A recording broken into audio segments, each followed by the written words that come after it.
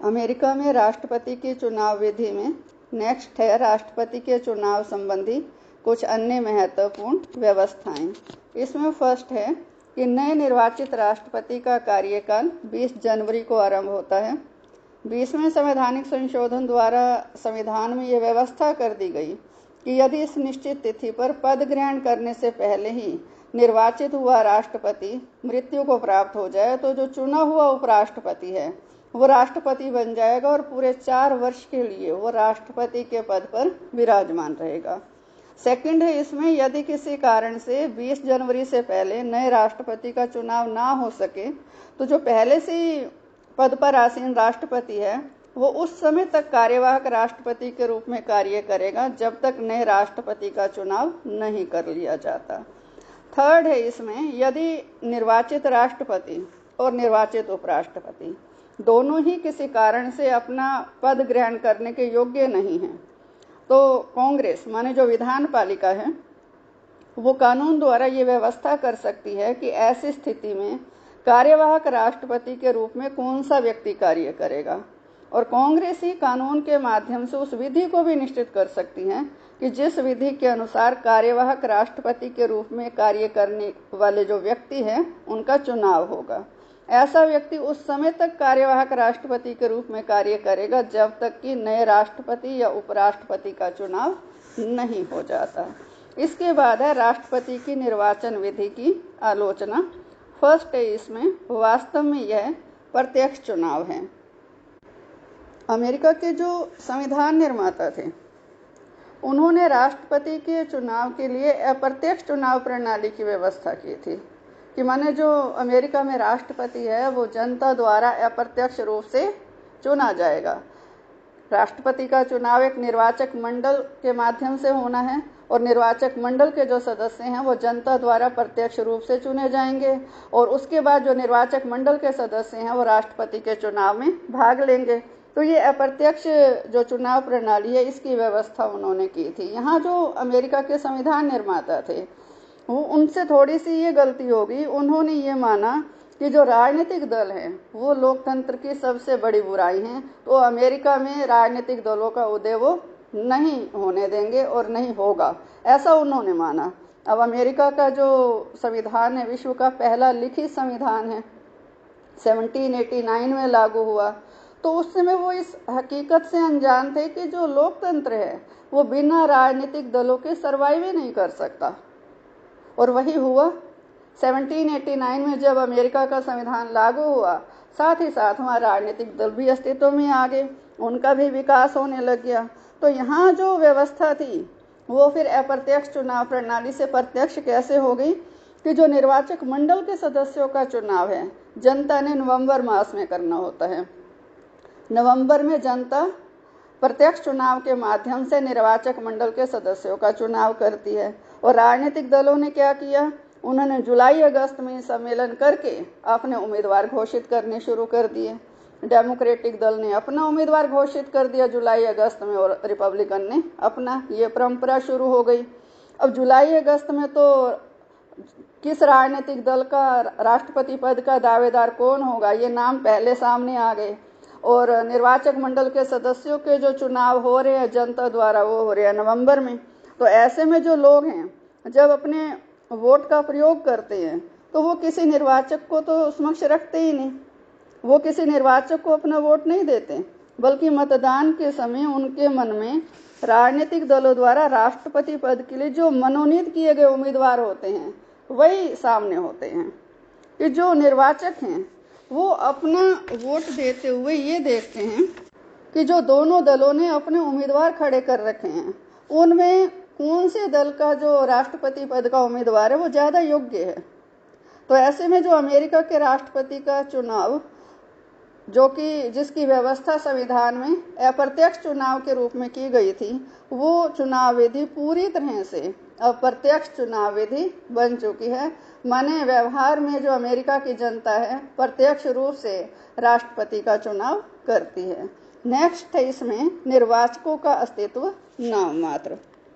जो अमेरिका के संविधान निर्माता थे उनका विचार था कि जो निर्वाचक मंडल के सदस्य हैं जो जनता द्वारा प्रत्यक्ष रूप से चुने जाएंगे जनता के प्रतिनिधि होंगे वो राष्ट्रपति पद के जो उम्मीदवार हैं उनके गुण और दोषों पर मनन चिंतन करेंगे और एक योग्य प्रत्याशी को वो चुनेंगे। लेकिन जो वर्तमान स्थिति है वो इससे पूरी तरह से उलट है।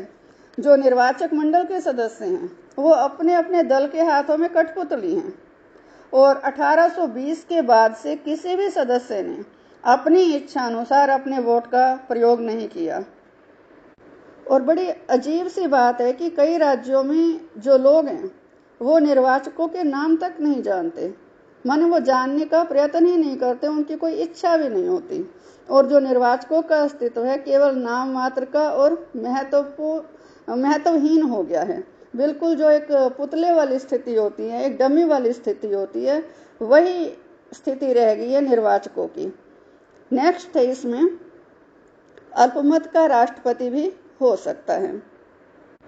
अमेरिका में जो राष्ट्रपति की चुनाव प्रणाली है इसमें एक दोष ये भी है कि कई बार ऐसा व्यक्ति भी राष्ट्रपति पद के लिए चुन लिया जाता है जिसे अमेरिकन जनता का या हम कह सकते हैं मतदाताओं का बहुमत प्राप्त ना हो। ऐसा संभव है कि किसी दल के उम्मीदवार को कुछ राज्यों में बहुमत प्राप्त हो जाए और कुछ राज्यों में वो भारी बहुमत से हार जाए। माने जहां उसे बहुमत प्राप्त हुआ है वहां तो वो थोड़े से वोटों से जीता है। जैसे पीछे हमने निर्वाचक मंडल के सदस्यों के चुनाव में जाना कि किसी भी राज्य में जो वोटों की गिनती होती है निर्वाचकों के चुनाव के समय वो व्यक्ति के नाम पर नहीं दल के नाम पर होती है।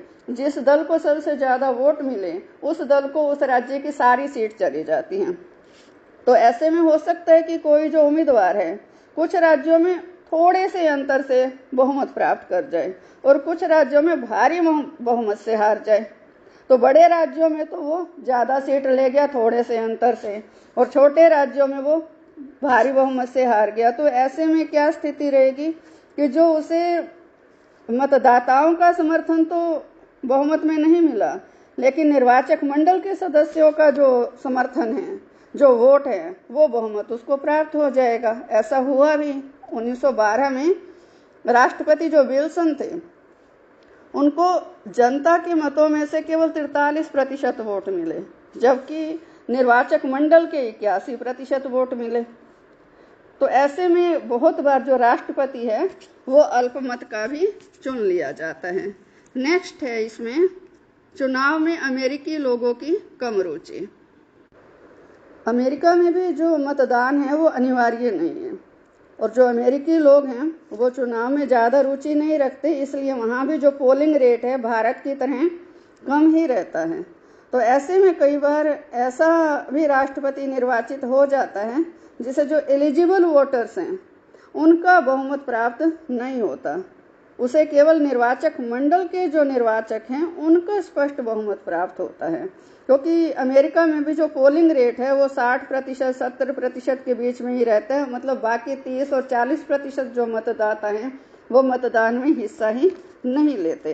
तो ऐसे में जो निर्वाचित किया हुआ राष्ट्रपति या उपराष्ट्रपति है वो समस्त जो आधिकारिक मतदाता हैं जो एलिजिबल वोटर्स हैं उनके बहुमत का प्रतिनिधित्व नहीं करता। नेक्स्ट है इसमें अन्यायपूर्ण विधि। अब अमेरिका के संविधान में एक व्यवस्था ये भी की गई है कि जब चुनाव में किसी उम्मीदवार को स्पष्ट बहुमत नहीं मिलता तो जो उसके बाद निर्णय है वो प्रतिनिधि सदन द्वारा किया जाता है कि राष्ट्रपति कौन होगा। जो राष्ट्रपति पद के चुनाव में जिनको ज़्यादा वोट मिले हैं जो पहले और दूसरे नंबर पर हैं उन दोनों में से किसी एक को प्रतिनिधि सदन अपने बहुमत के माध्यम से राष्ट्रपति पद पर मनोनीत करता है। अब ये जो स्थिति है कि जिन्हें सबसे ज़्यादा वोट मिले हैं उन दो उम्मीदवारों में से भी तय प्रतिनिधि सदन करेगा। तो हो सकता है प्रतिनिधि सदन पहले वाले को छोड़कर दूसरे वाले को चुने, जबकि जनता का जो मत है वो सबसे ज़्यादा पहले को मिला है। तो ये स्थिति जो है अपने आप में दोषपूर्ण है। ये जिसको सबसे ज़्यादा जनता के वोट मिले हैं उसके लिए ये स्थिति अन्यायपूर्ण है कि या तो मतदान ही दोबारा हो या फिर जिसको सबसे ज़्यादा वोट मिले हैं उसे ही राष्ट्रपति पद पर नियुक्त किया जाए। नेक्स्ट है इसमें बड़े राज्यों का प्रभुत्व। इस चुनाव प्रणाली में जो छोटे राज्य हैं अमेरिका के, उनकी बजाय जो बड़े राज्य हैं और जो बड़े शहर हैं उनका महत्व तो बहुत अधिक बढ़ जाता है। अगर हम अमेरिकी संवैधानिक इतिहास देखें तो उसमें भी इसी बात का ही पता लगता है कि जो राष्ट्रपति पद है उस पर ज़्यादातर जो राष्ट्रपति आए हैं वो घनी आबादी वाले बड़े राज्यों या बड़े शहरों से ही निर्वाचित हुए हैं। तो ऐसी स्थिति में जो छोटे राज्य हैं या जो ग्रामीण क्षेत्र हैं उनके हितों की उपेक्षा होती रहती है। नेक्स्ट है इसमें मनोनीत उपराष्ट्रपति का राष्ट्रपति पद पर विराजमान होना अलोकतांत्रिक। अमेरिका में ये व्यवस्था है कि जो राष्ट्रपति का चुनाव है वो सिर्फ लीप ईयर में ही होता है। तो ऐसे में जो राष्ट्रपति चुना गया है जनता द्वारा लीप ईयर में और उसका पद खाली हो जाए किसी भी कारण से, चाहे उसकी मृत्यु हो जाए, चाहे वो त्याग पत्र दे दे या फिर उसको महाभियोग के द्वारा हटा दिया जाए, तो जो उपराष्ट्रपति है, उपराष्ट्रपति भी जनता द्वारा ही चुना जाता है, तो उपराष्ट्रपति बाकी बचे हुए समय के लिए राष्ट्रपति बन जाता है। तो यहाँ तक तो ये ठीक है। और ये व्यवस्था थी पहले कि जब उपराष्ट्रपति राष्ट्रपति पद पर नियुक्त हो जाता था तो उपराष्ट्रपति का पद खाली रहता था। लेकिन 1967 में संविधान में 25वां संशोधन किया गया, उसमें ये व्यवस्था कर दी गई कि जब उपराष्ट्रपति किसी कारण से राष्ट्रपति के पद पर आसीन हो जाता है तो वो अपने स्थान पर, माने उपराष्ट्रपति के स्थान पर उपराष्ट्रपति पद के लिए किसी और व्यक्ति को मनोनीत करता है। और ऐसा जो मनोनीत उपराष्ट्रपति है उसके लिए हालांकि सीनेट की भी स्वीकृति अनिवार्य होती है, लेकिन स्थिति जो है अलोकतांत्रिक या गणतंत्र के विरुद्ध तब हो जाती है जब उसी एक कार्यकाल में ही राष्ट्रपति का पद दोबारा से खाली हो जाए। माने एक बार खाली हुआ तो जनता द्वारा जो निर्वाचित उपराष्ट्रपति था वो राष्ट्रपति बन गया, लेकिन दूसरी बार जब वो राष्ट्रपति का पद खाली हुआ तो यहाँ व्यवस्था वही है कि उपराष्ट्रपति बाकी बचे हुए समय के लिए राष्ट्रपति बन जाएगा। लेकिन यहाँ दूसरी बार जब एक ही कार्य अवधि में पद खाली हुआ है तो ये जो दूसरा उपराष्ट्रपति है ये तो जनता द्वारा निर्वाचित नहीं है, ये तो मनोनीत राष्ट्रपति है। तो ऐसे में एक मनोनीत उपराष्ट्रपति जब राष्ट्रपति के पद पर आसीन होता है तो ये गणतंत्र के सिद्धांतों के अनुरूप नहीं है, क्योंकि जो गणतंत्रीय स्वरूप है, गणतंत्रीय शासन प्रणाली है, उसके लिए जरूरी है कि देश का जो सर्वोच्च पद है उस पर जनता द्वारा प्रत्यक्ष या अप्रत्यक्ष रूप से निर्वाचित व्यक्ति आसीन होना चाहिए। तो ऐसे में जो उपराष्ट्रपति है, क्योंकि वो जनता द्वारा निर्वाचित नहीं है, तो ये जो व्यवस्था है ये गणतंत्रीय स्वरूप के विरुद्ध हो जाती है कि जब देश का राष्ट्रपति प्रत्यक्ष या अप्रत्यक्ष रूप से जनता द्वारा निर्वाचित होना चाहिए और जो दूसरा उपराष्ट्रपति है वो एक मनोनीत राष्ट्रपति है, तो ये अगणतंत्रीय या अलोकतंत्रीय व्यवस्था हो जाती है। इसके बाद हम ये देखते हैं कि ठीक है कि जो अमेरिका के राष्ट्रपति की चुनाव विधि है, आलोचकों ने इसकी आलोचना की है, इसमें अनेक दोष हैं। हालांकि कुछ सुधार करके इसे आदर्श व्यवस्था बनाया जा सकता है।